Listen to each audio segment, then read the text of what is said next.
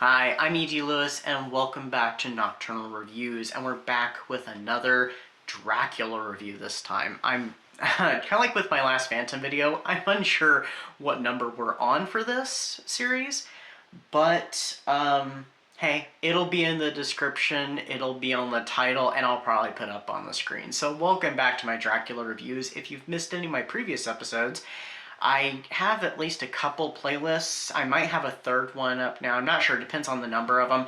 But I will link my last one or two actually in the description. And I'll go ahead and put my last two Phantom of the Opera ones too. So those are both series. Dang it, I have a bad habit of saying it. It's series. It's plural and singular, depending on how you use it.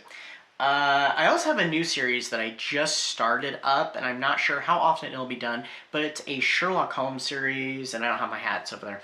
I was going to pop it up over here. But I do have a new one of those up, and I will say it will be focusing on classic Sherlock Holmes and pastiche, and some of the pastiche, of course, will be gothic and horror related too, so it will fit into those categories.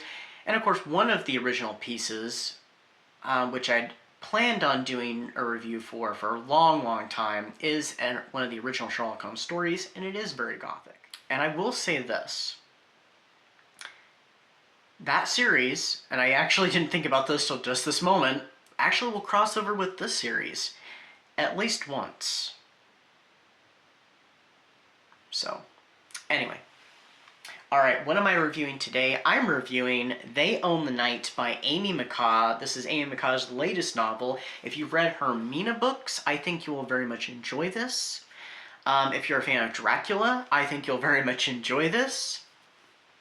I know we're getting these out of the way instead of me doing it at the end.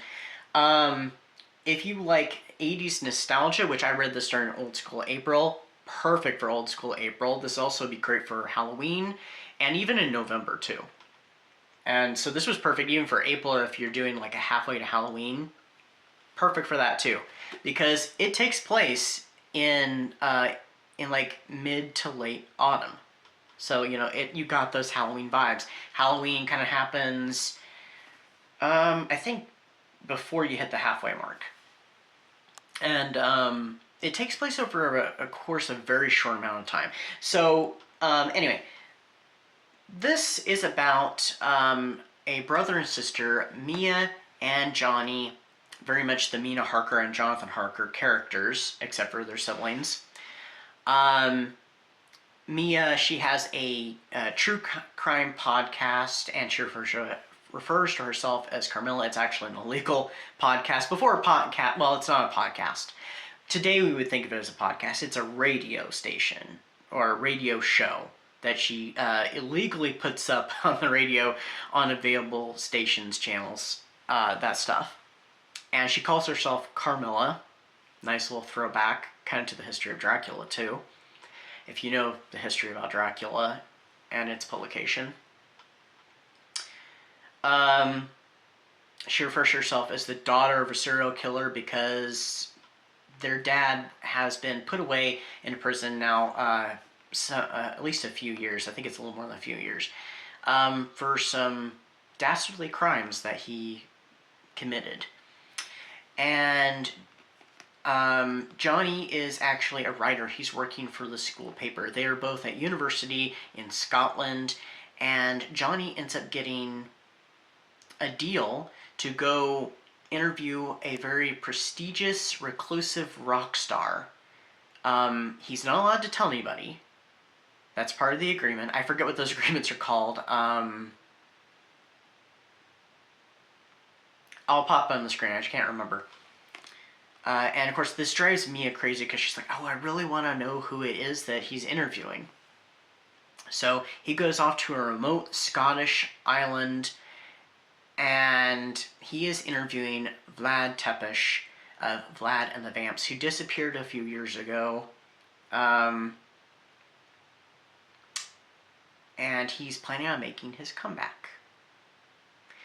And, of course, this is Vlad right here. Here's our main characters. We have Johnny, we have Mia, we have Vlad. And he ends up falling for Vlad, though he knows Vlad has, some strange habits. He, only sees Vlad at night. Vlad seems to keep things close to the chest about his personality. He seems to wear a mask at times, and he seems to be very much into his very, vampire aesthetic that he uses for his performances. Well, come to find out, Vlad is a vampire. And at the same time this is all going on, there's some mysterious deaths happening on campus that Mia is investigating, and all this stuff ends up tying together. And we'll be right back after these messages. Another month, another spotlight, and this month I'm spotlighting R. St. Clair, author of the Dark Hollow Chronicles, as well as Code Red and many other works. If you're into the gothic vibes, the spooky, the unsettling, and also there's a little bit of sci-fi, please check out her books. She's got lots of excellent choices. Every month here on Nocturnal Reviews, I like to pick a featured read for the month, and this month I have chosen Jane Slayer. Very appropriate for Zombie-thon. So Jane Slayer is a reimagining by Sherry Browning Irwin of Jane Eyre, set against vampires, zombies, and maybe some other supernatural creatures. It is an excellent retelling, so if you're a fan of gothic literature, gothic romance, Buffy the Vampire Slayer, zombies, and other supernatural creatures, definitely check this one out. I don't want to share too much more about this book because I don't want to spoil it. This was an excellent read. I will say I was a little hesitant about the idea of Vlad being a rock star when I heard about it, but I was very open to it. And this is another favorite Dracula book of mine because this book, I kind of started devouring it, or maybe it started devouring me, I should actually say, because I ended up getting it started rather late in the month. And then I started flying through it. I was a little concerned I wouldn't get this book finished in time. I really wanted to get it done before Old School April finished. And it started to fly by. I got fully engrossed with it. I really liked also how, and this I feel it kind of throws back to the original Dracula, because in some of the earlier drafts and the planning that Bram Stoker had, he actually had a police detective involved in the plot. There is a police detective involved in this that is, because this book is done in dual timelines and from multiple points of view. And we have documents, so we have that epistolary feel to it. We have interviews, we have documents, we have the radio show, almost said podcast again. We have this detective in the now time period, because it only takes place over a course of like a few weeks. The now period, and she's investigating it, she's interviewing Mia, she's kind of grilling Mia, she's trying to find out all she can because of the things that happened. Mia was so closely involved, like, could she be, could she be an accomplice to this, to these strange things that are happening, to these deaths and this disappearance, all this stuff. We also have characters reimagined in the book, like I already mentioned, Johnny and Mia, or Jonathan and Mina. Vlad is, Dracula, which Dracula is referenced in this book. They mentioned Christopher Lee's Dracula in the Hammer films. We also have a Dr. Seward character. We have a Renfield character that is kind of in the background. The Seward character is kind of in the background too, but it all ties in. We do have a Lucy character who actually is male in this. I'm trying to think if there are any other direct ties. Oh, we do have a Demeter-like event that is referenced. We don't see it happen, but we hear about it. So, yeah, there's lots of really interesting references back and Easter eggs to Dracula. So what did I rate this book? I rated it 5 stars. Excellent read. It has a lot of similarities to the Mina books, but it's one adventure. I don't know if there's plans to do more because, I mean, there could be more to the story.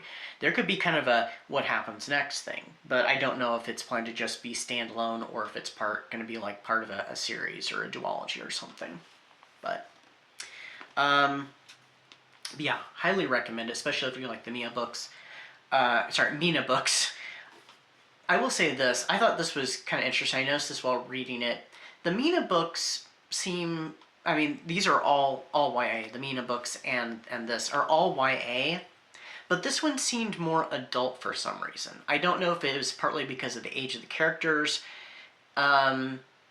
being college age versus Mina, and, you know, the... I don't know, you know, the Mina books being, you know, more high school age, except for her sister's a little bit older, and her sister's girlfriend. I don't know. This one just seems slightly more adult than the other books. Like, it had a slightly more mature flair than usual YA, and YA in this day and age is very mature, and the Mina books are definitely mature, but this one seemed more like an adult novel than a young adult novel. So I thought that was interesting. It's just the air it gives to it, and I don't know. It kind of almost like pulls you like if you like the Mina books, here's an adult Mina style book. But anyway, so that is my review of They Own the Night. Please check it out. Please check out Amy McCaw's channel, and I will see you all very soon. Stay safe, stay spooky, and I'll see you then. Bye bye.